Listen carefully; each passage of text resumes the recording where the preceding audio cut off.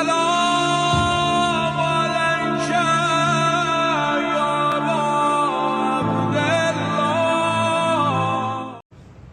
لا حول ولا قوة إلا بالله العلي العظيم. أعوذ بالله من الشيطان اللعين الرجيم. بسم الله الرحمن الرحيم. الحمد لله رب العالمين الذي نور قلوبنا بشعاع أنوار المحبة العلوية وجعلنا من المتمسكين بولاية المرتضوية الذي فرض الله مودته على العربية والعجمية. الصلاة والسلام والتحية والإكرام على مبلغ رسالات الإلهية مولانا ومولى الثقلين جد الحسن والحسين أبي القاسم محمد الطاهرين المعصومين المظلومين ولعنة الله على أعدائهم أجمعين. أما بعد فقد قال الله تبارك وتعالى في كتابه الكريم. بسم الله الرحمن الرحيم. كنتم خير أمة أخرجت للناس تأمرون بالمعروف وتنهون عن المنكر وتؤمنون بالله. صلوات پڑھ دیں.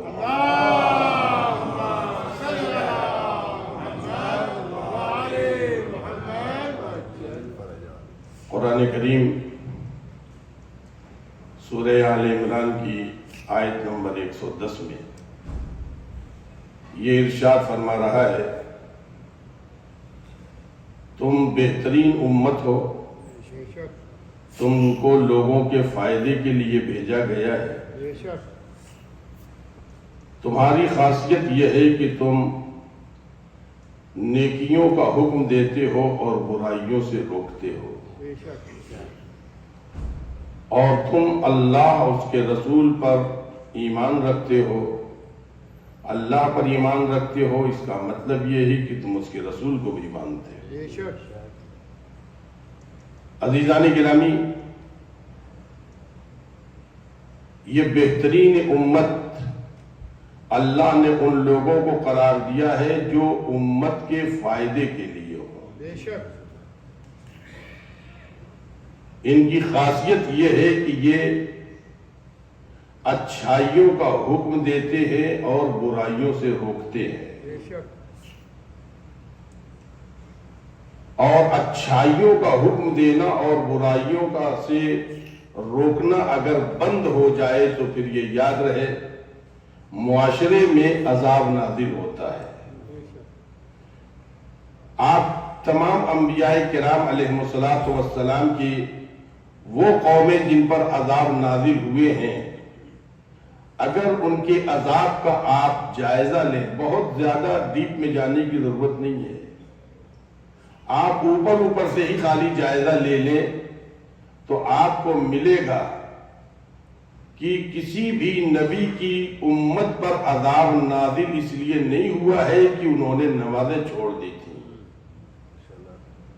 اس لیے ان پر عذاب نازل نہیں ہوا ہے کہ انہوں نے روزہ اور زکوٰۃ اس زمانے میں جو بھی حکم تھا احکام الہی کو چھوڑ دیا تھا، بلکہ حقیقت ہر عذاب میں حقیقت یہ ہے کہ ان لوگوں نے امر بالمعروف چھوڑ دیا تھا، ان لوگوں نے نہیں عن المنکر چھوڑ دیا تھا.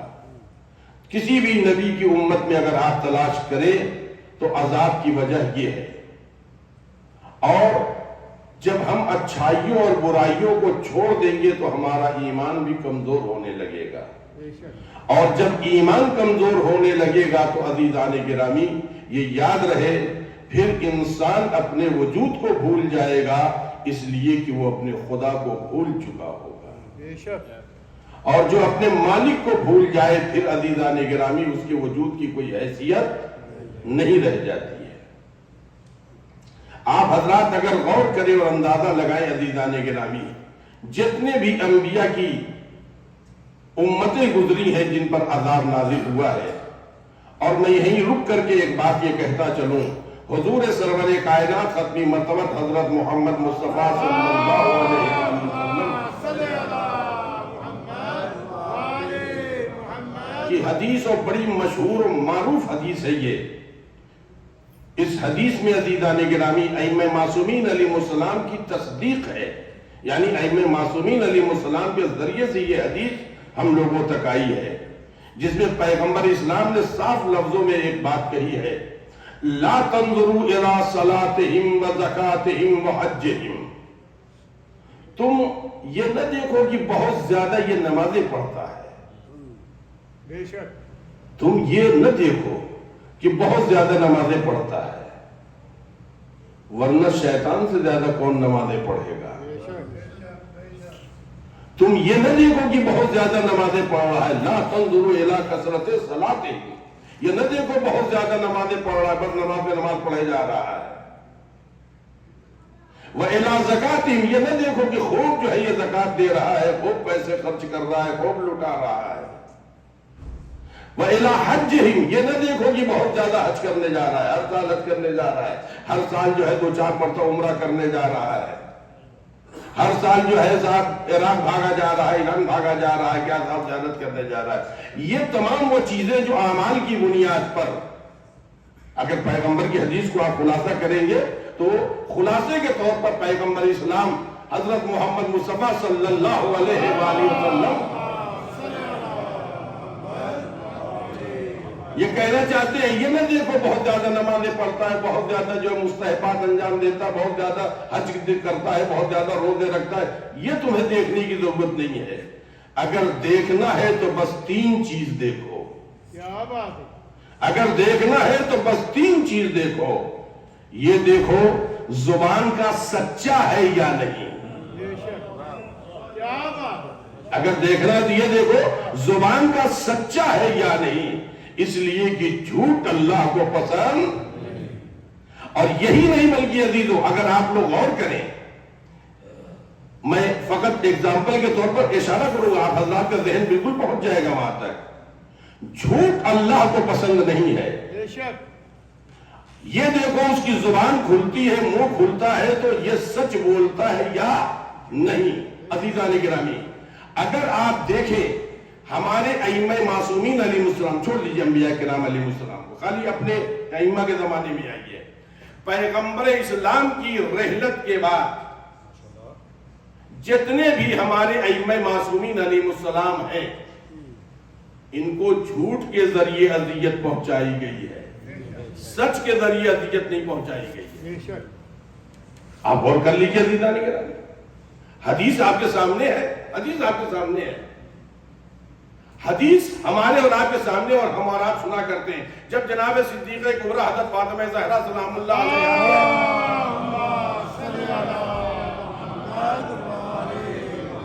فرمایا کہ یہ فدق میرے بابا کا حق ہے، میراث سے مجھے دو. اگر آپ حضرات بیدار ہیں تو ایک فقرہ کہنے جا رہا ہوں. لاوارث ماؤں کی گودیوں میں پلی ہوئی لاوارث اولادوں نے بے شک. لاوارث حدیث کا سہارا لیا. بے شک. بے شک. ہم گروہ انبیاء نہ میراث لیتے نہ میراث دیتے. بتائیے جھوٹی حدیث ہے یا نہیں ہے؟ جھوٹی ہے. تو جناب شہزادی کے مقابل میں کیا بولا گیا؟ جھوٹ. توجہ فرمائے عزیزان گرامی. اسی لیے ایک بات میں کہتا ہوں، حکومتوں کی بیساکھیوں پر صدیقہ بنانا اور ہے، صدیقہ پیدا ہونا فاطمہ زہرا کی میراث ہے. صلوات پڑھے محمد والے محمد.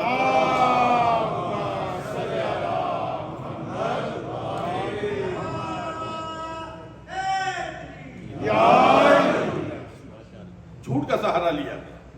امیر المومنین کے مقابلے میں جھوٹ کا سہارا لیا گیا. امام حسن کے مقابلے میں جھوٹ کا سہارا لیا گیا. امام حسین کے مقابلے میں جھوٹ کا سہارا لیا گیا. جتنے بھی مقابل میں آئے ہیں اہل بیت اطہار علیہ السلام کے، یہ سب جھوٹ کی بنیاد پر آئے ہیں. اللہ کو جھوٹ پسند نہیں.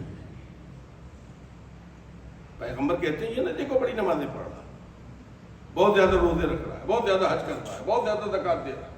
دیکھنا ہے تو یہ دیکھو زبان کا سچا ہے یا نہیں.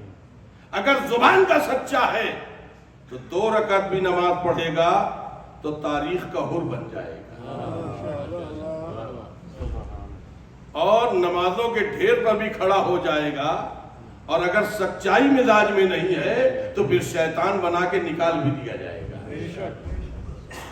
اب آپ اور آگے بڑھیں عزیزان گرامی، جو پیغمبر نے فرمائے 3 چیزیں دیکھو. زبان اس کی کھلتی ہے تو سچ بولتا ہے یا نہیں. نمبر 2، امانتیں لیتا ہے تو ادا کرتا ہے یا نہیں. امانتیں لیتا ہے تو ادا کرتا ہے یا نہیں. امانت پیسے ہیں، امانت مال ہے، امانت مکان ہے، امانت زمین ہے، امانت اولاد ہے، امانت مومن کی عزت ہے. عزیزان گرامی، فقط 2-4 ہزار پاؤنڈ اور یہ مکان اور فرش اور کپڑے ہی نہیں ہے. سب سے بڑی امانت ہے مومن کی عزت. سب سے بڑی امانت ہے مومن کی عزت. اور اس سے بڑی امانت ہے ہماری گودیوں میں پلنے والی یہ اولادیں. یہ ہماری اولادیں بعد میں ہیں، پہلے زمانے کے امام کے یہ غلام ہیں، پہلے یہ آل محمد کے غلام ہیں. یہ امانتیں ہیں جو اللہ نے ہمارے حوالے کیا ہے. عزیزان گرامی، پیغمبر کہتے ہیں دیکھو امانتیں لیتا ہے تو ادا کرتا ہے یا نہیں. کتنے لوگ تو ایسے ہیں جو قرض لینے کے بعد یہی بھول جاتے ہیں کہ واپس بھی کرنا ہے. مانگنے والا بیچارہ جب مانگتا ہے تو ایسا لگتا ہے اسے یہی ادھار مانگ رہا ہے، یہی ادھار مانگ رہا ہے. غلط ہے عزیزان گرامی. اپنے ماحول میں اپنے ذاتی خیالات کے خلاف جاؤ اور دیکھو شریعت کیا کہتی ہے، دیکھو آل محمد کیا کہتے ہیں، دیکھو پنجتن پاک کیا کہتے ہیں، دیکھو امام حسین کیا کہتے ہیں، دیکھو پیغمبر اسلام کیا کہتے ہیں. اور یہ یاد رہے عزیزان گرامی، اگر عزت پانا ہے، اگر برکت پانا ہے، اولاد کی برکت ہو یا روزی کی برکت ہو، عزت اور آبرو ہو، تو سوائے در آل محمد کے کہیں اور سے نصیب ہونے والی نہیں ہے. صلوات پڑھیں محمد وآل محمد پر.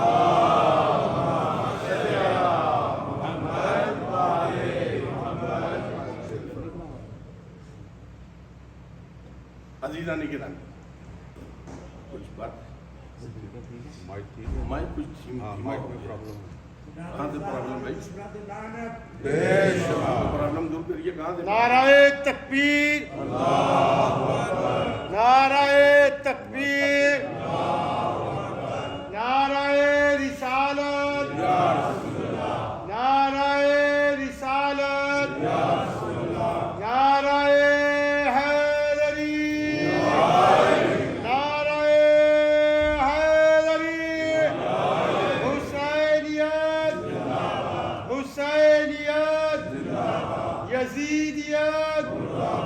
یزیدیت، دشمنان اہل بیت لعنت، دشمنان اہل بیت لعنت، پر خلوص بلند تر صلوات.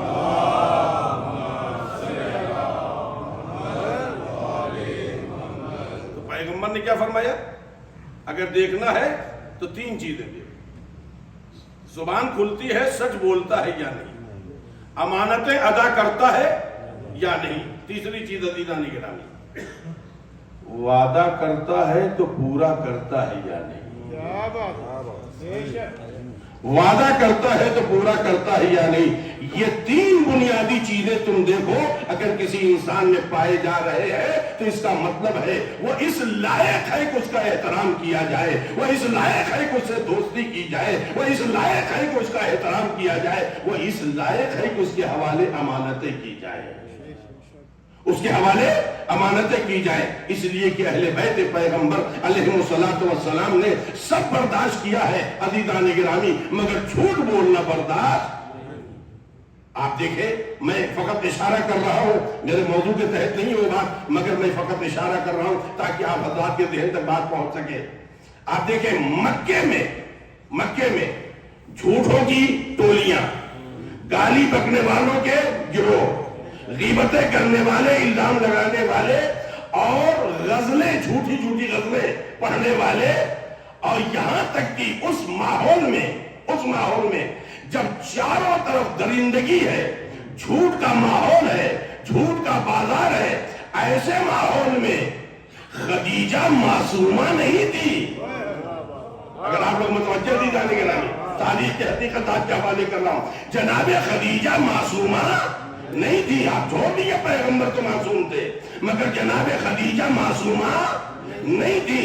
اس ماحول میں جناب خدیجہ نے اپنی زبان کو بھی بچایا، اپنے کردار کو پہنچایا۔ اس زمانے میں آپ کو طاہرہ کہا جاتا تھا، اس زمانے میں مکہ آپ کو طاہرہ کہتا تھا۔ عزیزوں میرے دوستوں، اور آپ کا بزنس، میں آپ لوگوں کو اس سے پہلے بھی مجلسوں میں بتا چکا ہوں، مگر اشارہ کر رہا ہوں عزیزان گرامی، آپ کا بزنس، آج کا ماحول موبائل ہے، انٹرنیٹ ہے، فیکس ہے، دوسرے ذرائع ہیں، منٹ سیکنڈ میں آپ پوری دنیا میں ہر جگہ اپنی بات پہنچا سکتے ہیں۔ مگر کل کا زمانہ نہ ٹیلی فون تھا، نہ انٹرنیٹ تھا، نہ کوئی اور وسائل تھے۔ اگر ایک خط بھیجنا ہو مثلا مدینے سے شام تو کم سے کم 15-20 دن لگتے تھے۔ اس ماحول میں جناب خدیجہ سب سے بڑی بزنس مین ہے۔ آپ کا مال تجارت مکے کی قریب کی چھوٹی بڑی منڈیوں سے، بازاروں سے ہوتے ہوئے یمن کے بازار، اور یمن سے گزرتے ہوئے شام کے بازار، اور شام کا بارڈر یورپ سے ملتا ہے۔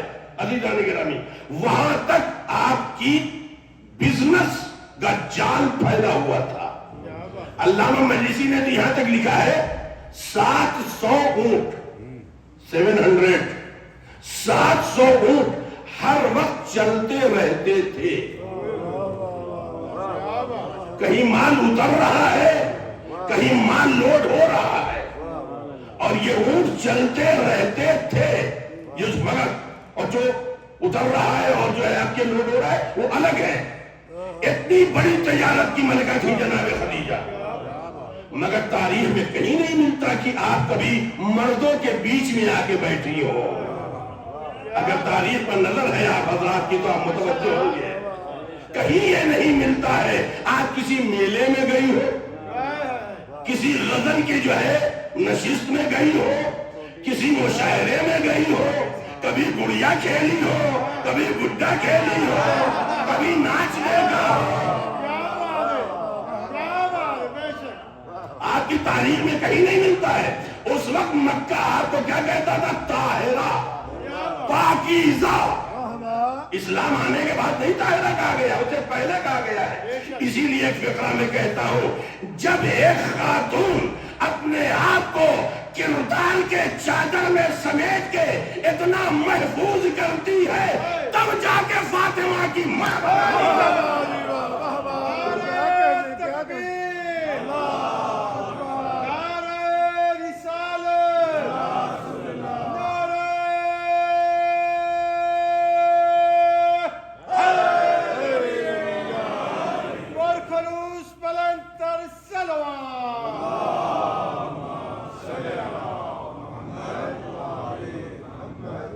آپ اندازہ لگا دیجیے، اس ماحول میں بھی جناب شہزادی حضرت خدیجہ علیہ السلام سچ بولتی تھی، اور اپنے آپ کو کردار کی چادر میں اس طرح لپیٹا، آپ نے اس طرح سمیٹا ہے کردار کی چادر میں اپنے آپ کو۔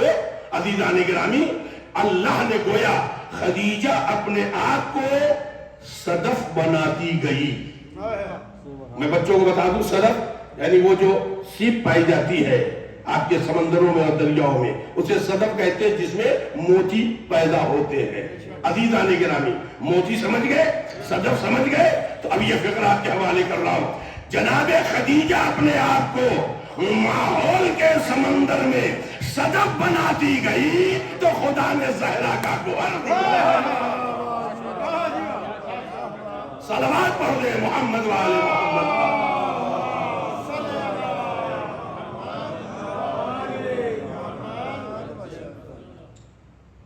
عزیزو، خدا نے بھی آواز دی. میں کل کی بات سے اپنی بات میں لانا چاہتا ہوں عزیزان گرامی.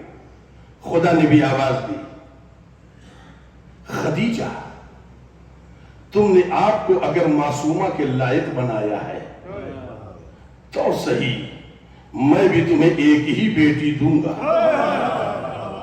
کیا بات, میں بھی تمہیں ایک ہی بیٹی دوں گا, مگر ایسی باعظمت ہوگی جس کا مقابلہ انبیاء بھی نہیں کر پائے, جس کا مقابلہ, چھوڑ لیجیے باقی لگڑے لولے سبوں کی بات, آپ انبیاء کی بات کریے. آپ چھوڑیے یہ چھوٹے موٹے لوگ, یہ جو آ گئے ہیں, ٹھیک ہے مومن ہو گئے ہیں کفر چھوڑ کر کے, ان سے جناب شہزادی کا کوئی بات نہ کریے. اگر شہزادی کی بات کرنی ہے تو دنیا عصمت میں بات کریے. ایک ہی بیٹی دوں گا مگر اتنی باعظمت ہوگی, اتنی باعظمت ہوگی تمہاری وہ بیٹی خدیجہ. خدیجہ میں تمہارے خدمات کے مقابلے میں جنت نہیں دوں گا, جنت کے جوانوں کے سرداروں کی نانی بناؤں گا.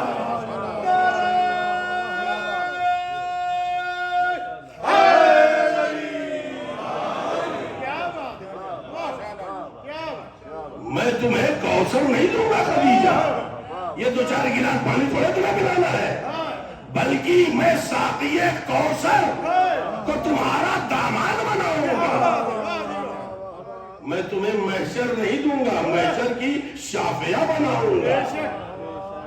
اور یہ یاد رہے خدیجہ, تمہارے خلوص نیت کی بنیاد پر ایک ہی گوہر دوں گا, مگر وہ گوہر اتنا سچا ہوگا کہ شعائیں جب نکلیں گی ایک نہیں 11 اماموں کی نانی بناؤں گا.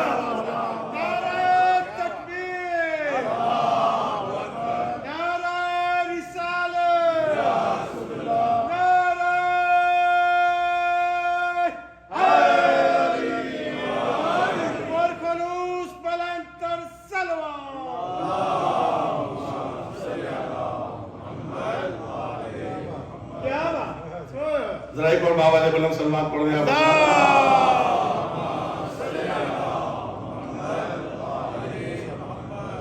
ایک ہی بیٹی بس, بقیہ بیٹیوں کا کیا معاملہ ہے, پھر بقیہ بیٹیوں کا کیا معاملہ ہے. اچھا یہی نہیں کہ ہم لوگ کہہ رہے ہیں,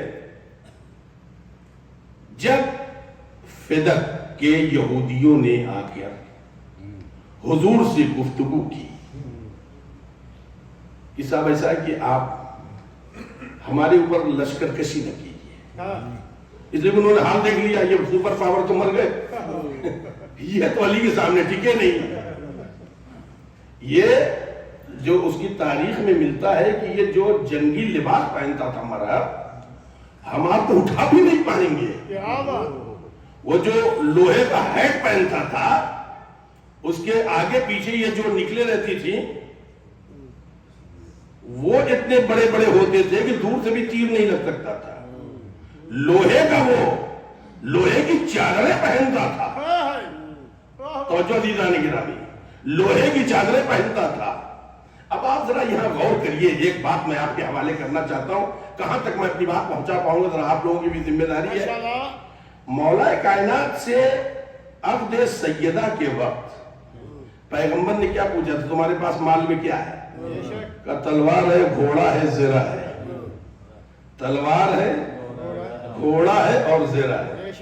تو آپ نے فرمایا ایک بہادر کو تلوار کی ضرورت ہے, ایک عرب کو گھوڑے کی ضرورت ہے, مگر علی تمہیں زرہ کی ضرورت نہیں.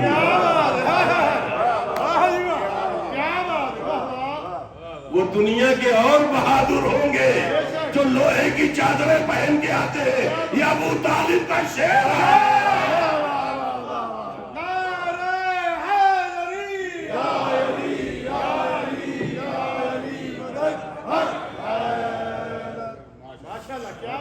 عزیزان گرامی, آپ ذرا دیکھیں, وہ لوہے کی چادریں پہن کر کے آتا تھا. اور یہ زرہ کا جو معاملہ ہے عزیزو, ظاہر سی بات ہے مولا کائنات کرتا پہن کے جو عرب جو پہنتے ہیں عموماً آپ کو کبھی بھی زیرہ نہیں دیکھی گئی ہے، کبھی بھی زیرہ نہیں. اور اگر کبھی تاریخ میں دیکھی ہے ذرا کہیں کہیں دیکھی گئی ہے تو آگے کا دامن ہوتا تھا، پیچھے کا نہیں ہوتا تھا. نہیں متوجہ ہوئے آپ لوگ؟ آگے کا دامن ہوتا تھا، پیچھے کا نہیں ہوتا تھا، اس لیے کہ ابو طالب کا لال بھاگنا نہیں جاتا. صلوات پڑھنے محمد والے محمد.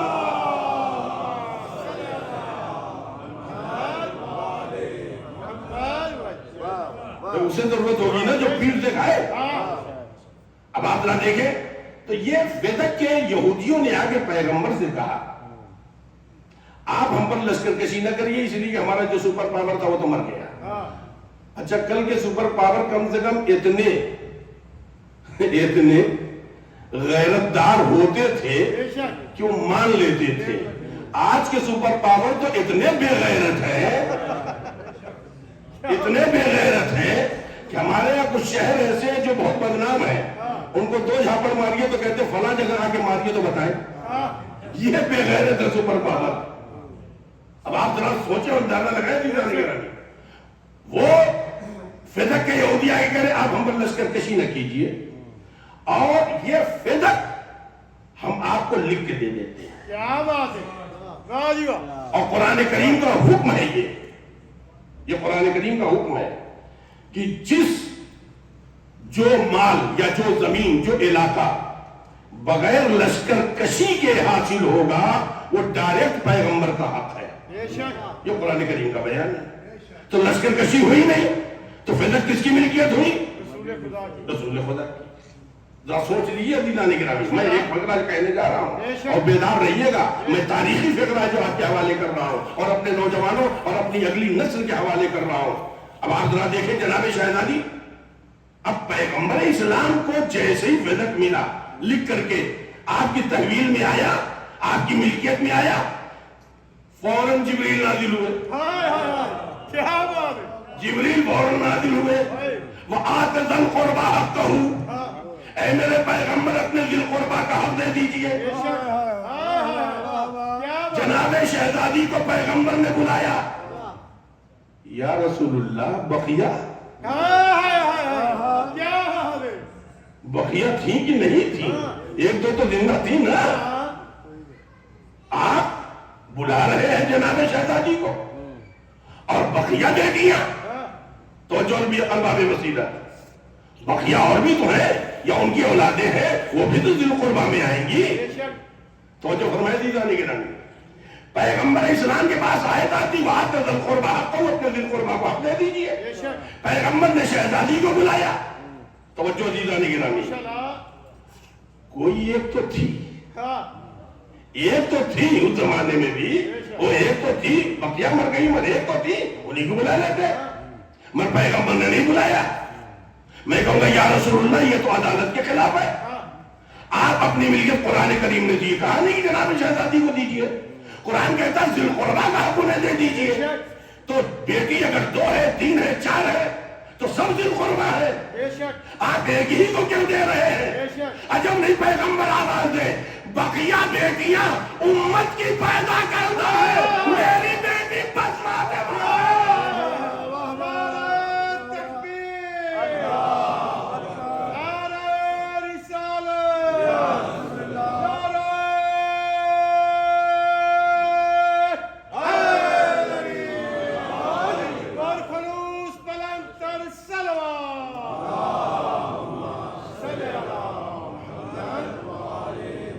اچھا دی جانے کے بات کی حد تک آ گئی تو ایک بات یہ لکھ کر کے دیا فدق پیغمبر نے. پیغمبر نے لکھنے کو یا رسول اللہ لکھنے کی کیا ضرورت ہے؟ یا رسول اللہ لکھنے کی کیا ضرورت ہے؟ آپ اگر ایسے دے دیں گے تو کیا جناب شہزادی راضی نہیں ہوں گی؟ پیغمبر آواز دیں گے کہ راضی ہونے نہ ہونے کی بات نہیں ہے. لکھ کے اس لیے دے رہا ہوں تاکہ امت کو معلوم ہو جائے نبی لکھنا بھی جانتا ہے.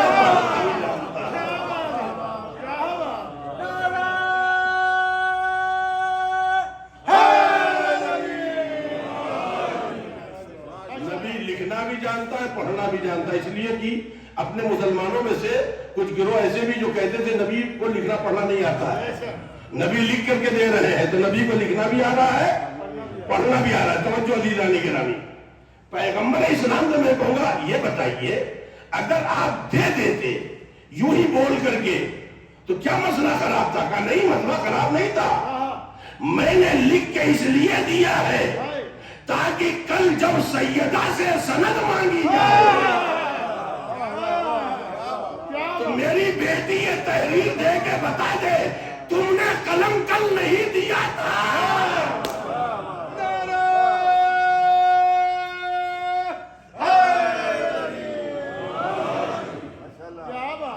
عزیزانی گرامی، اب ایک بات میں آپ حضرات سے بڑی خصوصیت سے کہنا چاہتا ہوں، ذرا غور کر لیجئے گا، اور میں آپ لوگوں سے سوال بھی کرنا چاہتا ہوں، ذرا سا آپ لوگ بھی بتائیے، ذرا جاگتے رہیے گا، اکیلے ہم ہی نہ جاگے، آپ لوگ بھی جاگتے رہیے۔ عزیزانی گرامی، پیغمبر نے ایک ہی کو دیا، یہ ہے سیرت پیغمبر۔ بے شک امت کی پیدا کردہ بیٹیاں اور ہے، بے شک بطن خدیجہ سے مادر عصمت کا پیدا ہونا، بس یہ ایک بیٹی ہے، بے شک بس یہ ایک بیٹی۔ توجہ فرمائیں عزیزان گرامی، میں امت مسلمہ کا اصرار ہے کہ پیغمبر کی 4 بیٹیاں تھیں۔ ہاں اگر کسی دن میرے موضوع کے تحت بات آ گئی تو انشاءاللہ تعالیٰ یہ 4 بیٹیوں کی بھی تجزیہ آپ لوگوں کے سامنے تاریخ سے پیش کروں گا۔ بے شک ویسے آج اتنا بتائیے آپ لوگ، دنیا میں جتنے سادات کرام ہیں، جی جی جتنے سادات کرام، بے شک یہاں جو بیٹھے ہیں، جو باہر ہیں، کسی اور جگہ پر ہیں، جتنے سادات کرام ہیں، ان سے آپ پوچھئے تمہاری دادی کون ہے؟ واہ واہ میں نے ابھی سیرت نبی بتایا ہے، بے شک ابھی پبلک کی سیرت نہیں بتایا میں نے۔ فاطمہ زہرا آپ جتنے سادات کرام ہیں، یہاں جتنے بیٹھے ہیں، ان سے پوچھیں بھائی آپ کی دادی فاطمہ زہرا، نقوی سید آپ کی دادی فاطمہ زہرا، موسوی سید فاطمہ زہرا فاطمہ زہرا، حسینی سید فاطمہ زہرا، ہم لوگ رضوی سید فاطمہ زہرا، عابدی سید فاطمہ زہرا، حسنی سید فاطمہ زہرا۔ جتنے سب سے آپ پوچھئے کہ آپ کی دادی کون ہے؟ فاطمہ زہرا۔ اچھا تھوڑا سا اور باہر نکلیے، بے شک باہر نکلیے، چلیے ہم لوگ تو غدیری ہیں، ہم تو بتا ہی دیں گے، مگر جو سقیفہ کی فٹ پاتھ پہ کھڑے ہیں، جو سقیفہ کے فٹ پاتھ پہ چلے گئے ہیں، ذرا ان سے بھی پوچھ لیجئے۔ بے شک ابو الحسن ندوی صاحب صاحب المرتضیٰ ہے ہمارے یہاں ندوہ کے، مر گئے، انہوں نے المرتضیٰ لکھا تھا اور مولا کائنات کے خلاف لکھا۔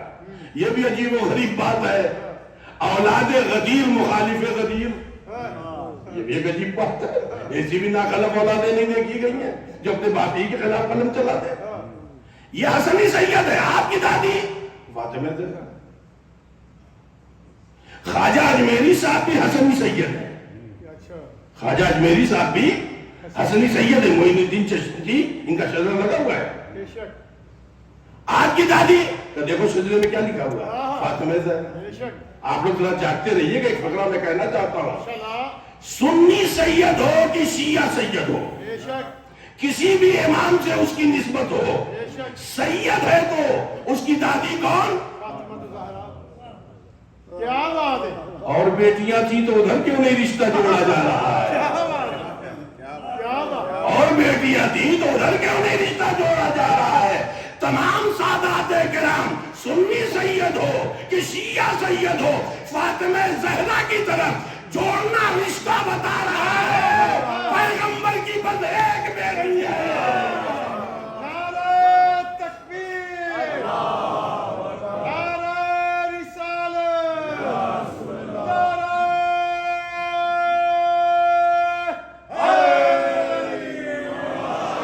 والخلوص بلندتر صلوات۔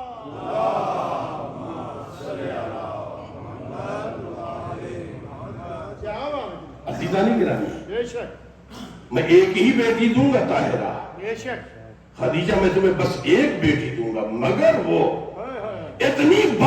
बाजमत होगी, इतनी बाजमत होगी। आप अगर अजमत सैयदा को समझना चाहे तो मैं एक हदीस आप लोगों के हवाले करता हूं ताकि बात बिल्कुल और वाज़ेह हो सके और आप हज़रात तक मेरा पैगाम भी पहुंच सके। एक पहले बाबा ने बुलंद सलवात पढ़े आप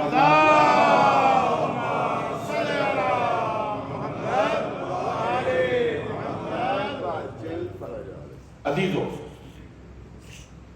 ये हदीस आप लोग सुनते रहे। अभी मैं पढ़ूंगा तो आप लोग खुद ही, मैं आधी पढ़ूंगा आप लोग उसे पूरी कर लेंगे। मैं उस हदीस पे जरा गौर कीजिए आप। हदीस, और इस हदीस के लिए हमारे उलमाए अहले सुन्नत के बड़े बड़े मुहद्दिसीन ये बात कहते हैं कि जनाब शहजादी की फजीलत के लिए इतना ही काफी है कि आप खैरुल बशर की बेटी हैं। इतना ही काफी है कि आप खैरुल बशर की बेटी हैं। तो जो फरमाया दीदा निगरानी, वो लिखते हैं, मैं तमाम हवालों की तरफ इसलिए नहीं जा रहा हूं ताकि थोड़े से वक्त में अपनी बात मुकम्मल कर सकूं। वो लिखते क्या है, एक हदीस का बस ये हदीस, और वो हदीस गौर करने के लायक है। फातिमतो बज़अतुम मिन्नी, आप हज़रात सुनते रहते हैं, फकत मुझे इस पर एक तजिया पेश करना ताकि बात मेरी मुकम्मल हो सके, अज़मत सैयदा को हम और आप पहचान सकें। जो परवरदिगार आलम ने कहा बस एक हमारे राज्य के पांचवें इमाम इमाम मोहम्मद बाक़िर अलैहिस्सलातु वस्सलाम,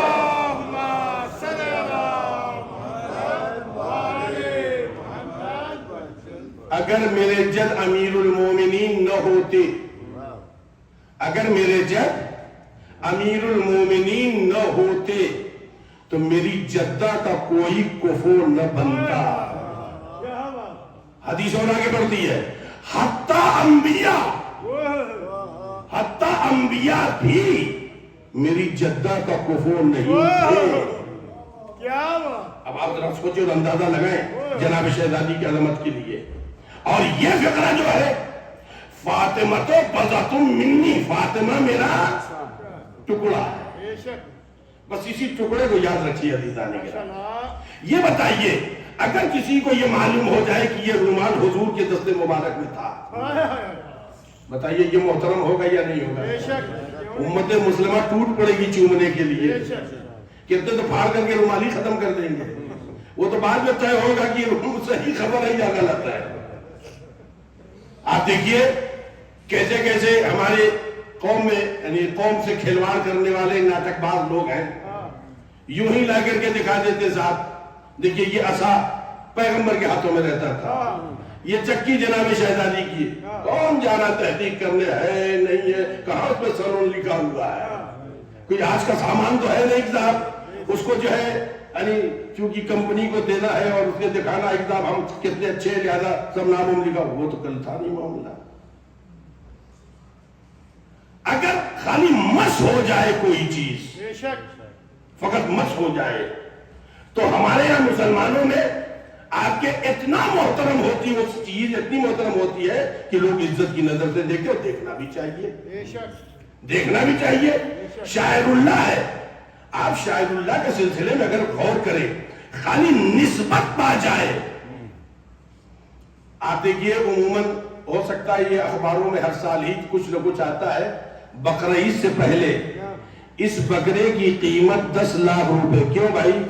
इसलिए कि इस पर मोहम्मद लिखा हुआ है। पर लिखा है तो फिर तो आप तो ज़बह भी नहीं कर पाओगे ना। मजे की बात है, सब ज़बह भी कर देते हैं। तो जो लोग औलादे पैगंबर को ज़बह करते तो उन लिखे हुए नाम की क्या हैसियत उनके सामने? मगर क्यों महंगा है? इसलिए उस पर हुजूर का नाम लिखा हुआ है। अब निस्बत हुजूर की तरफ दे दी गई। यही नहीं बल्कि रवायात में है, जानवर जो कुर्बानी का तुम लेकर के आते हो, इसके गले में पड़ी हुई रस्सी भी शायरुल्लाह है, इसलिए इसकी निस्बत उधर हो गई है। तो जो फरमाया दीदा निगरानी, अगर कुर्बानी के जानवर के गले में पड़ी हुई रस्सी इसलिए मोहतरम है कि उसकी निस्बत उस जानवर की तरफ है जो इस्माइल के बदले में ज़बह हुआ था। اب سمجھے تازیہ کیوں ہمارے لیے محترم ہے، علم کیوں ہمارے لیے محترم ہے، تبرکات کیوں محترم ہے، اس لیے کہ ان کی نسبت کربلا کی طرف دی جاتی ہے، حسین کی طرف دی جاتی ہے۔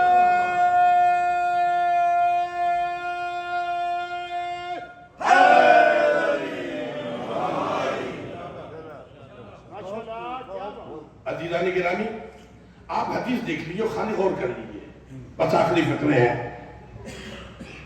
آپ حدیث میں جو فقرہ ہے، فاطمۃ بضعۃ منی، فاطمہ میرا ٹکڑا ہے۔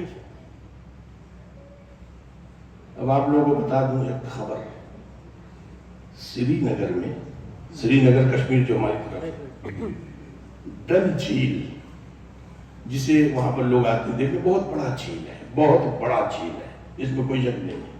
اس میں مطلب آپ کے ہوٹل وغیرہ جیسے ریڑیاں نہیں چلتی زمین پر، اس طریقے سے مطلب چائے کی دکانیں بھی کشتیوں پہ چلتی ہیں، بہت سیاح وہاں پر آتے ہیں۔ اس کے کنارے ایک درگاہ ہے، درگاہ حضرت بل۔ اس کا بل کیوں نام پڑا؟ میں نے پوچھا کہ بھائی اس کا درگاہ حضرت بل کیوں نام ہے؟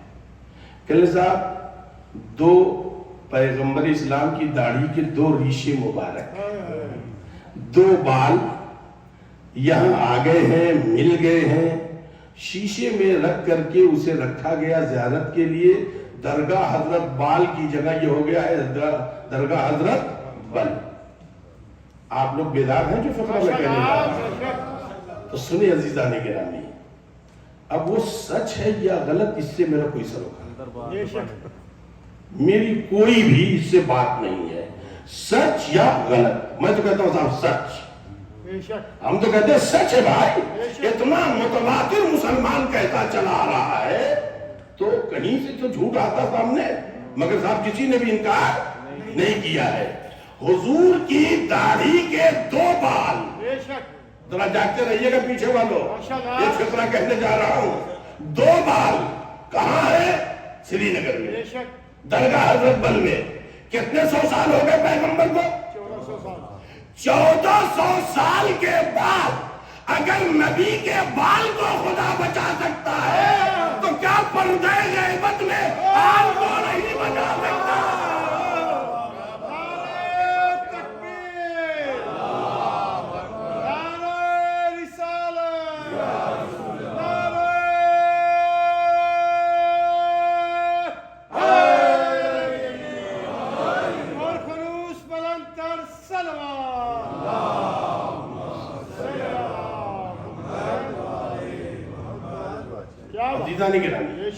دو بال جو کٹ جاتے ہیں، اور جناب شہزادی کے بارے میں پیغمبر نے کیا کہا ہے؟ فاطمہ میرا ٹکڑا ہے، میرا جز ہے۔ تو جو حکم کل کا ہے وہی حکم جز کا ہے۔ جتنا با فضیلت میرا نبی اتنے ہی با فضیلت آپ کا ناخن، آپ کی داڑھی کے بال، آپ کی آنکھیں، آپ کے کان، آپ کا دل، آپ کا ہاتھ، آپ کے پیر، آپ کے جسم کا روح، سب اتنا ہی محترم ہے۔ جتنا محترم ہے میرا نبی اتنا ہی محترم ہے پیغمبر کا جز۔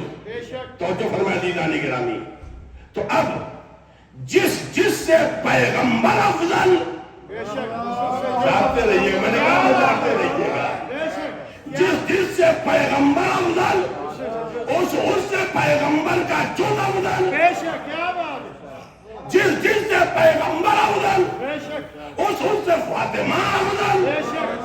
جاگ کر رہیے گا عزیزان گرامی، دنیا فضائل سے ایک آخری بات کہنے جا رہا ہوں، جس سے نبی افضل، نبی آسمانوں سے افضل، فاطمہ آسمانوں سے افضل، نبی ستاروں سے افضل، فاطمہ ستاروں سے افضل، نبی چاند و سورج سے افضل، فاطمہ چاند و سورج سے افضل، نبی جناتوں سے افضل، فاطمہ جناتوں سے افضل، نبی جنت کی حوروں سے افضل، تو فاطمہ جنت کی حوروں سے افضل، نبی ملائکہ سے افضل، تو فاطمہ ملائکہ سے افضل، تو جو نیزان گرامی نبی انبیاء سے افضل۔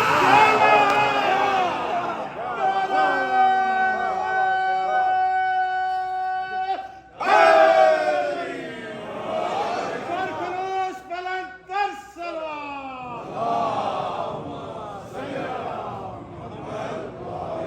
کیا بات ہے، کیا بات ہے، بے شک آپ اندازہ لگائیں نیزان بے گرامی، شک۔ اور یہی وجہ ہے نیزان گرامی جب خلاصہ کیا ہے تمام انبیاء کو۔ اب آپ ذرا دیکھیں، میں انشاءاللہ تعالیٰ بقیہ جو بات رہ گئی ہے کل والی میں شروع نہیں کر پایا ہوں اور وقت ہو گیا ہے، لہذا میں آگے نہیں پڑھنا چاہتا ہوں، فقط آپ ملا لیں، بے شک آپ ملا لیں۔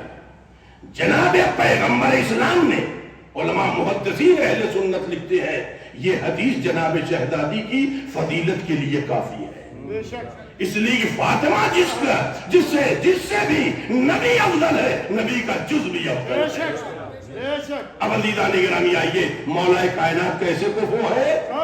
پیغمبر اسلام نے خلاصہ کر دیا ہے۔ اگر آدم کا علم دیکھنا ہے تو علی کو دیکھو، نوح کی حیبت دیکھنی ہے تو علی کو دیکھو، موسیٰ کا اگر تقویٰ دیکھنا ہے تو علی کو دیکھو، عیسیٰ کا درد دیکھنا ہے تو علی کو دیکھو، میرا اگر خلق دیکھنا ہے تو علی کو دیکھو۔ یہی وہ گلدستہ ہے جہاں سے نبوت کی بھی خوشبو ملے گی، امامت کی بھی خوشبو ملے گی۔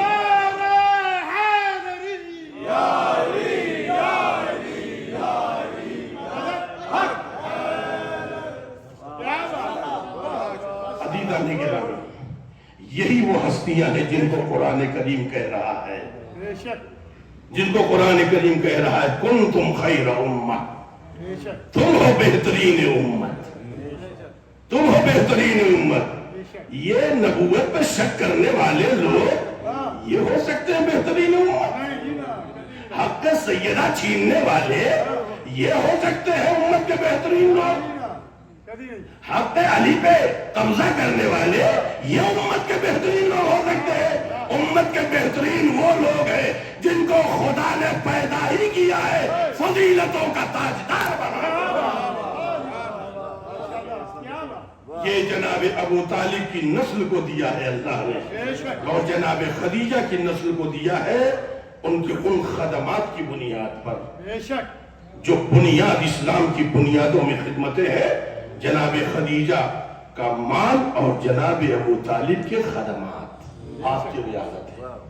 عزیزو کنتم خیر امت، تم ہو بہترین امت، اخرجت للناس، لوگوں کے فائدے کے لیے تمہیں بھیجا گیا ہے۔ بے شک اما جو حق رسول نہ چھوڑے وہ پبلک کا حق کیا دے گا؟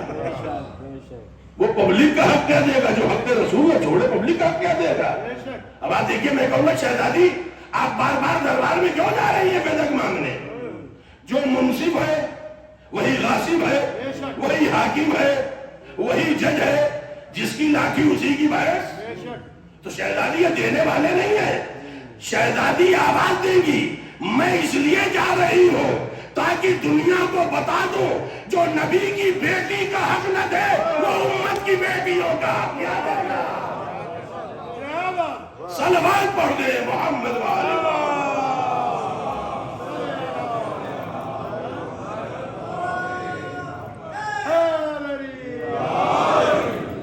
کنتم خیر امت، بے شک بہترین امت تم ہو۔ بے شک اے آل محمد، اے خاندان ابو طالب، اللہ نے تمہیں بہترین امت بنایا ہے، بہترین امت بنایا ہے، اس لیے کہ جناب ابراہیم کو قرآن کریم نے امت کہا ہے، اور نسل ابراہیم کی آبرو ہے خاندان ابو طالب۔ بے شک اخرجت للناس، تمہیں لوگوں کے فائدے کے لیے بنایا گیا ہے، بے شک اور یہی وجہ ہے اہل بیت اطہار علیہ السلام کی ذات اقدس سے کہیں بھی کسی کو کوئی نقصان نہیں پہنچا ہے۔ میں پوری تاریخ میں چیلنج کر رہا ہوں، اگر سامنے مقابل پر جنگ کی حالت میں آ بھی گیا ہے تو بھی مولا کائنات نے اتنی مہلت دی ہے کہ یہ بچ کے چلا جائے، بے شک وہ لنگی اٹھا کر کے بھاگ جائے، وہ ایک الگ چیز ہے۔ اسی لیے کہا گیا کہ مولا کائنات کبھی بھاگنے والوں کا پیچھا نہیں کرتے تھے، یہ لوگوں کے فائدے کے لیے، چاہے ہمارا سر کٹ جائے یہ برداشت ہے، اولادوں کی قربانی دے دیں یہ ہمیں برداشت ہے، بھائیوں کی قربانی ہم دے دیں یہ ہمیں برداشت ہے، مگر ہماری ذات سے کسی کو نقصان پہنچ جائے عزیزو، اسی لیے سرکاری سید الشہداء نے جو فقرہ کہا ہے کربلا کے صحرا سے، کون ہے حل من ناصر ینصر، امام حسین علیہ السلام در حقیقت لفظی ترجمہ تو یہی ہے کہ امام حسین مدد کے لیے بلا رہے ہیں، مگر امام حسین علیہ السلام مدد کے لیے نہیں بلا رہے ہیں، ہماری مدد کرنے کے لیے بلا رہے ہیں، ہماری مدد کرنے کے لیے بلا رہے ہیں۔ عزاداروں، عزاداری سرکاری سید الشہداء کے سلسلے سے جو معصومین علیہ السلام نے تاکید کی ہے، جانے والا جا کر کے 8ویں امام علیہ السلام کے بارگاہ کی بات ہے، تو امام نے پوچھا کہ یہ بتاؤ تم لوگ مجلس کرتے ہو؟ کہاں فرزند رسول ہم مجلس کرتے ہیں، کہا ہمارے جد کا ذکر کرتے ہو؟ خلاصہ روایت ہے، تم ہمارے جد کا ذکر کرتے ہو؟ کہاں فرزند رسول، امام دعائیں دیتے ہیں، کہا ہمارے جد کے ذکر کو، ہمارے امر کو زندہ رکھنا، ہمارے امر کو زندہ رکھنا، اور یہ یاد رہے عزادار، امام حسین کسی کا قرض نہیں رکھتے، امام حسین علیہ السلام کسی کا قرض نہیں رکھتے، اور امام حسین علیہ السلام سخی ابن سخی ہے، سخی ابن سخی ہے۔ امام علی مقام علیہ السلام کی اگر سخاوت آپ دیکھیں تو یہی ہے کہ امام علیہ السلام نے کربلا کی زمین قبیلہ بنی اسد سے خرید کر کے انہیں دے دیا، اتنا کہا میرے عزادار آئے، میرے زائرین آئے، تمہیں 3 دن تم مہمان رکھنا۔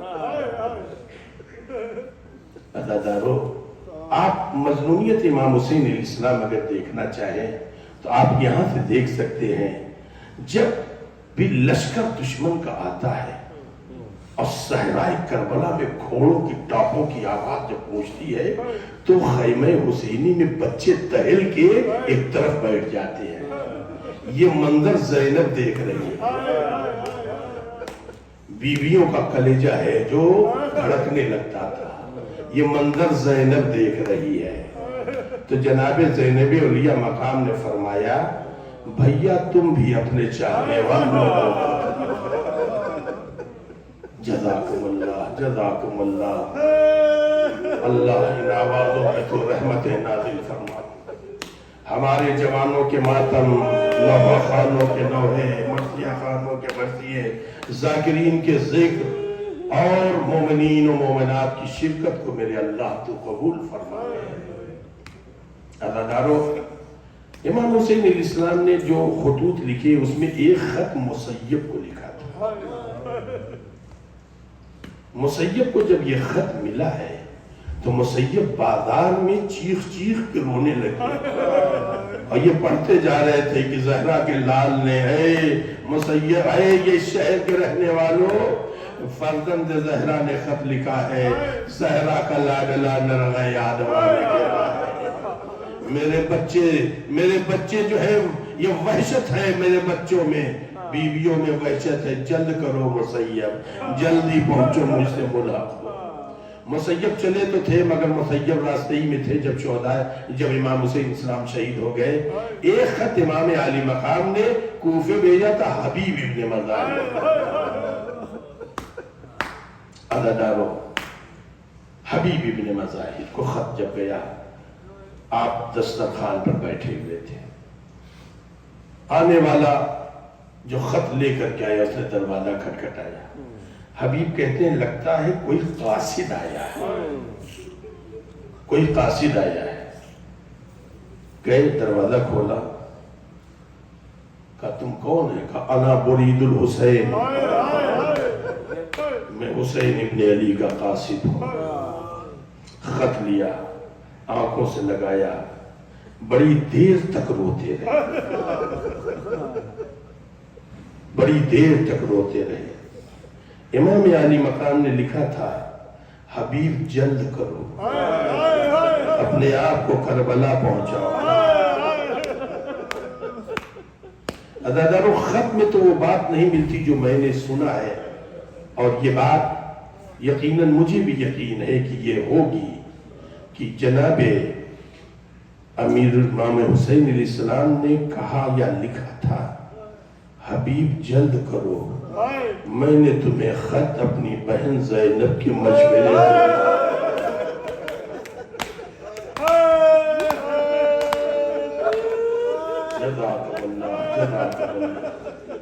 عزادارو، جناب حبیب ابن مظاہر آئے، چونکہ سیاست کا ماحول ایک عجیب و غریب تھا۔ بیوی نے پوچھا کیا بات ہے؟ کہا حسین ابن علی کا خط ہے، وہ کربلا میں جنگ گئے۔ تو کہا کیا ارادہ ہے؟ کہا ارے یہ تو جنگ کی بات ہے، میں کیا کر سکتا ہوں۔ لیکن مرتبہ حبیب کی بیوی نے کہا تو تم گھر میں بیٹھو، تلوار مجھے دے دو، تم گھر میں بیٹھو کہ زہرا کا لال لڑ رہا ہے؟ کہا نہیں نہیں، میں تجھے بھی دیکھنا چاہتا تھا، تیرے دل میں حسین کی محبت کی۔ اپنے غلام سے کہا لے کر کے دوسرے راستوں سے میرے گھوڑے کو لے کے میرے باغ میں چل، میں وہاں پر ابھی پہنچتا ہوں، اس لیے کہ راستہ ایسے راستے سے جانا ہے کہ کوئی پہچان نہ سکے۔ عزادارو، جناب حبیب ابن مظاہر کو پہنچنے میں کچھ دیر ہوئی تو غلام نے کیا دیکھا؟ حبیب ابن مظاہر کا گھوڑا رو رہا ہے، اور اب جناب حبیب ابن مظاہر نزدیک پہنچ چکے تھے، اتنی نزدیک وہ آواز سن رہے تھے۔ اس نے گھوڑے کے گلے میں باہیں ڈال کے کہا غلام نے، اے میرے آقا کے واسطے وفادار کیوں رو رہا ہے؟ اگر حبیب نہیں آئے تو میں تیری پھر میں بیٹھ کے کروں گا۔ جناب حبیب چیز کے کہتے ہائے غربت حسین، زہرا کا لال اتنا مظلوم ہے، جانور رو رہے، غلام رہے کھا رہے۔ عزادارو، جب جناب حبیب ابن مظاہر آئے، میں ایک اہم واقعے کی طرف آپ حضرات کے ذہن کو لے کے چلنا چاہتا ہوں۔ عزادارو، انشاءاللہ آپ بہت روئیں گے۔ عزادارو، جب آپ سوچیں گے تب روئیں گے۔ جناب حبیب ابن مظاہر کو آنے میں دیر ہوئی ہے، ایک علم ہے جو ایک طرف رکھا ہوا ہے، کسی نے پوچھا یہ کس کے لیے علم ہے؟ امام نے فرمایا اس کا علمدار آ رہا ہے۔ ایک مرتبہ دیکھا کوفے کی جانب سے گرد ہے نمایاں، تو جناب حبیب ابن مظاہر کہتے ہیں، جناب امام حسین علیہ السلام کہتے ہیں اب میرے لال علی اکبر آگے بڑھو، تمہارا چچا آ رہا ہے، عباس آگے بڑھو، تمہارا بھائی آ رہا ہے۔ خود امام حسین استقبال کے لیے گئے، اصحاب پیغمبر میں ایک شور، خوشی کی ایک لہر ہے، تکبیریں بلند ہے۔ جناب شہزادی نے فرمایا فضہ جا کے پوچھ یہ شور کیسا ہے؟ اصحاب حسین کیوں خوش ہو رہے ہیں؟ فضہ آئی دروازے پر خیمے کے، کہا کہ اصحاب حسین کی خوشی کی تکبیریں کیوں ہیں؟ کہا کہ حبیب آئے ہیں، آقا حسین کی مدد کے لیے حبیب ابن مظاہر آئے ہیں۔ فضہ دوڑ کر کے گئی، کہا بی بی حبیب ابن مظاہر آئے ہیں۔ اب علی کی بیٹی طرح خیمہ میں آ کے کہہ دیے میرے بھائی حبیب کو زینب کا بلایا۔ ارے حبیب نے اپنا ماما پھیل دیا، وہ دن آ گیا، غلاموں کو شہزادی کا سلام کر دیا۔ جزاکم اللہ، جزاکم اللہ۔ عزادارو، آپ کی آوازیں گریہ بلند ہو گئی، آپ کی آنکھیں نم ہو گئی۔ میں ختم کر دیتا مسائل، مگر ایک بات کی طرف، میں جانے اگلے سال زندہ رہے نہ رہے، ایک بات کی طرف متوجہ کرنا ہے عزادارو۔ میں نے روایت میں دیکھا ہے عاشور کو جیسے جیسے شہادت کا وقت نزدیک آ رہا تھا، جناب حبیب بہت پریشان، اور اتنا پریشان کی چیخ چیخ کے رونے لگے۔ اصحاب نے پوچھا حبیب موت سے ڈر گئے؟ کہا نہیں۔ کہا بچوں کی یاد آنے؟ کہا نہیں۔ کہا پھر کیوں رو رہے؟ پھر کیوں رو رہے؟ عزادارو، جو فطرہ کہا پھر کیوں رو رہے ہو حبیب؟ میں اس لیے رو رہا ہوں کہ میرے آقا امیر المومنین نے مجھ سے کہا ہے شہادت حسین کے بعد خیمے میں آ گئے، بیویوں کی چادریں چینی جائے گی، اور میں سوچتا ہوں میری زینب پر کیا گزرے گی۔ جزاکم اللہ، جزاکم اللہ۔ آپ تھوڑا سوچو، اندازہ لگائیں۔ اس روایت کو نقل کیا کہ میرے مولا امیر المومنین نے یہ مجھے خبر دی ہے۔ عزادارو اب زینب و کلثوم کے پردے کی حیثیت معلوم ہوئی؟ بس میں ایک چھوٹا سا واقعہ، اور آپ حضرات کی رحمت تمام ہے، آپ حضرات اہل گریہ ہے، جتنا رونا ہے رو لے عزادارو۔ اب زینب و کلثوم کے پردے کی حیثیت حبیب ابن مظاہر کے رو رہے ہیں، اس حیثیت کو پہچانے۔ جب آل محمد کا لوٹا ہوا قافلہ مدینے چلا گیا، سب اپنے اپنے گھروں میں پہنچ گئے ہیں۔ ایک مرتبہ بشیر آتا ہے امام سجاد کے پاس، ہاتھوں کو جوڑ کے کہتا مولا اگر راستے میں کوئی کمی رہ گئی ہو تو معاف کریے گا آقا، مگر میں اپنے وطن واپس جا رہا ہوں، آخری سلامی کے لیے آیا ہوں۔ کہا اے بشیر ذرا بیٹھ جا، میں پھوپھی اماں کو خبر کر دوں۔ امام سجاد گھر میں گئے، پھوپھی اماں وہ شیر جو ہمیں بڑے ادب و احترام سے لایا ہے وہ اپنے وطن جا رہا ہے۔ آخری فکر عزادارو جب آپ سوچیں گے تو وہ اپنے وطن جا رہا ہے۔ پھوپھی اماں جناب شہزادی کہتی ہیں شیخ کو روکو جب تک میں نے اجازت دے دوں۔ امام سے باتیں کرتا رہا، کچھ دیر کے بعد امام نے ایک رومال بھیجا۔ جناب شہزادی نے، جناب زینب نے ایک رومال پوٹلی بندھی ہوئی بھیجا ہے عزادارو۔ کس کے پاس؟ امام سجاد علیہ السلام کے پاس۔ میرے لال یہ بشیر کو دے دو، اتنا کہنا ہمارے پاس مال دنیا میں سب سے قیمتی جو سامان تھا ہم نے تجھے دے دیا ہے۔ امام نے جب دیا تو اس نے کہا مولا مجھے کوئی اجرت نہیں چاہیے۔ کہ نہیں بشیر لے لے، پھوپھی اماں کا دل ٹوٹ جائے گا۔ بشیر نے جیسے رومال کھولا، سینتالیوں کے زیورات تڑپ گیا۔ آنکھوں میں آنکھ رکھ کے کہتا مولا یہ بنات فاطمہ کے زیورات میں دیکھ بھی نہیں سکتا ہوں آقا، اسے ہٹا لیجئے۔ سيعلم الذين ظلموا أي منقلب على لعنة الله على القوم الظالمين۔ پروردگار بحق محمد وآل محمد علیہ الصلوۃ والسلام ہم سب کے گناہوں کو بخش دے، ہم سب کے والدین کے گناہوں کو بخش دے، تمام اموات مومنین و مومنات، بالخصوص جن لوگوں نے اس سینٹر کی بنیاد رکھی دنیا میں نہیں رہ گئے، دامِ دل میں سخن جنہوں نے اپنے مرحومین کی طرف سے حصہ لیا، ان سب کو جوار امام حسین علیہ السلام میں جگہ عنایت فرما۔ تمام خادمین مکتب اہل بیت، تمام خدمت گزاران عزاداری و سید الشہداء پوری دنیا میں، بالخصوص جو یہاں بیٹھے ہیں اور ان میں بھی بالخصوص اس سینٹر کے جتنے بھی افراد مرد و خواتین کسی بھی طریقے سے عزاداری امام حسین علیہ السلام میں خدمت کر رہے ہیں، کسی بھی اعتبار سے پروردگارہ ان کے خدمات کو قبول فرما۔ ہمارے علماء مراجع کرام اور تمام اہل بیت علیہ السلام کے چاہنے والے اور تمام جلوسائے ادا کی تو میرے اللہ حفاظت فرما۔ میرے اللہ میرے کریم پروردگار دشمنان آل محمد کو نیست و نابود فرما۔ تمام ادبات عالیات بالخصوص سید زینب و بی بی سکینہ کے روضہ اقدس کی تو حفاظت فرما۔ پروردگارہ مجھے نہیں معلوم ان حاضرین کی، ہمارے ان بھائیوں کی، ہمارے ان بزرگوں کی یا ہمارے ماں بہنوں بیٹیوں کی کیا دعائیں ہیں، مگر تو جانتا ہے میرے اللہ۔ بحق محمد و آل محمد علیہ السلام ہم سب کے گناہوں کو بخش دے، ہماری دعائیں قبول فرما، ہماری دعاؤں کی شرف قبولیت کی بشارت عنایت فرما۔ میرے اللہ ہماری آرزوؤں کو تو پورا فرما، ہم سب کی حاجتوں کو پورا فرما، بیماروں کو شفائے کامل عنایت فرما۔ میرے اللہ میرے کریم پروردگار جو یہاں بیٹھے ہیں اور اگر بیماری ان کے گھروں میں، ان سب کو شفائے کامل امام سجاد علیہ السلام کے صدقے میں عنایت فرما۔ اے میرے اللہ ہماری جن بہنوں بیٹیوں کی گودیاں نعمت اولاد سے خالی ہیں، ان سب کی گودیوں کو نعمت اولاد سے آباد فرما۔ امام زمانہ علیہ السلام کو ظہور جلد از جلد ہو، مولا کے آوان و انسان میں سے سب کو شمار فرما۔ حضرات میں ایک بار پھر آپ حضرات سے کہوں گا، بالخصوص نوجوانوں سے، تمہاری شرکت سے عزاداری حسین کی شان بڑھتی ہے، تمہاری شرکتوں سے عزاداری حسین کی شان بڑھتی ہے، تمہاری شرکت سے فرش عزا کی زینت بڑھتی ہے، تمہاری شرکت سے جناب زہرا خوش ہوتی ہیں۔ لہذا باہر کھڑے رہنے کے بجائے آپ حضرات فرش عزا پر آیا کیجئے، فرش عزا پر بیٹھئے اور فرش عزا پر بیٹھ کر کے آپ حضرات آل محمد علیہ السلام کی کردار، سیرت، تاریخ، مصائب کو سنیے۔ اگر آپ بیٹھیں گے تو آپ کو دیکھتے ہوئے آپ کی اولادیں بھی بیٹھیں گی، اگر آپ نہیں بیٹھے تو گویا اس کا مطلب ہے آپ نے اگلی نسل کو اپنے امام باڑے سے، فرش حسین سے دور کر دیا ہے۔